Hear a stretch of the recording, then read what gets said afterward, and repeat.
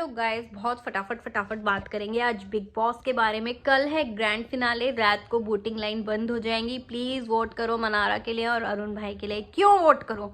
क्योंकि इनकी actual personality ना शुरू से बढ़िया लगी। अंकिता को उसने शुरू में बोल दिया, भाई हम नहीं करते गुलामी किसी के, हम तो जैसे हैं वैसे रहेंगे। उसने नहीं सोचा ये टीवी सेलिब्रिटी है तो मुझे इसके सामने बहुत ज्यादा चापलूसी करके रहना चाहिए।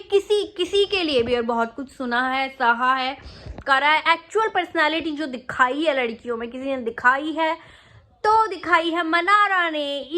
ईशा का पता क्या था? ईशा फालतू में लड़ती थी, दिखता था कि जबरदस्ती लड़ रही है, चिल्ला के दिखा रही है।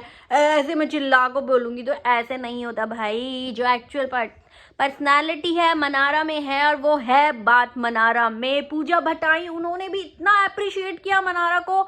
उन्होंने बोला कि भाई देखो मनारा, ये मतलब तुमने जो एक इतना सब कुछ सहने के बाद भी एक सामने लेडी को बोला कि हैंडशेक, वो इतना अच्छा लगा। और मतलब जो पूजा भट्ट बोल रही थी ना मनारा को, हाय जब मैं वो देख रही थी मेरे गूज बम्प हो गए, मुझे रोना आ गया। लिटरली आई वाज क्राइंग कि वाओ कितना अप्रिशिएट। पता है हमेशा ना, जब तक लड़कियां लड़कियों को अप्रिशिएट नहीं करेंगी ना, वीमेन एम्पावरमेंट की हमें बात ही नहीं करनी चाहिए। मैं आज ये बात बता रही हूँ आपको, क्योंकि औरत की दुश्मन औरत ही होती है। जो मनारा को बोला है ना, सबसे गंदा यदि किसी ने बिग बॉस में बोला है वो लड़कियों ने ही बोला है। तो लड़ाइयाँ एक जगह, लेकिन अपनी जबान पे आप वो थोड़ा सा कंट्रोल करके, as a women, as a girl, किसी की, जैसे आप किसी की बेटी हैं वो भी किसी की बेटी है, इस तरह से सोच के बोलेंगी तो आपको बहुत। मनारा ने 100 गलतियां करी, लेकिन जो शब्द आपने बोले वो सब उसके आगे 100 पे 1 भारी हो गया। तो इसलिए मैं कहती हूँ अप्रिसिएशन लर्न कीजिए। अप्रिसिएशन लर्न करना बहुत डिफिकल्ट है, बहुत डिफिकल्ट है। कमियां निकालना बहुत आसान है, किसी को भी गंदा बोलना बहुत आसान है। लेकिन मनारा की जर्नी एक्चुअल जर्नी थी, जितनी भी लड़कियां थी उसमें एक्चुअल थी। ऐसा नहीं है कि वो अब 3 हफ्ते ऐसी है, 2 हफ्ते ऐसी है। ऐसे कन्वीनियंस के हिसाब से दोस्ती भाई सब करते हैं दुनिया में, मैंने देख लिया, ठीक है ना। ऐसी कोई बात नहीं है, तो वो तो छोड़ दो आप।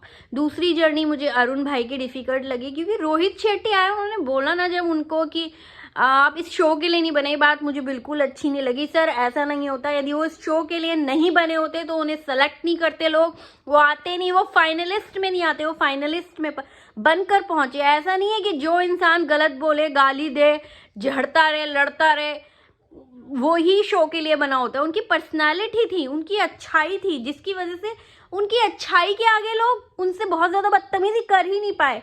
उन्होंने सोचा, उन्होंने अपने ना जो दुख दर्द है उनको एज अ विक्टिम कार्ड नहीं खेला उन्होंने, कि वो विक्टिम बन के खड़े हो गए। ऐसा नहीं था भाई। उनकी जर्नी मुझे बहुत अच्छी लगी, बहुत अच्छी।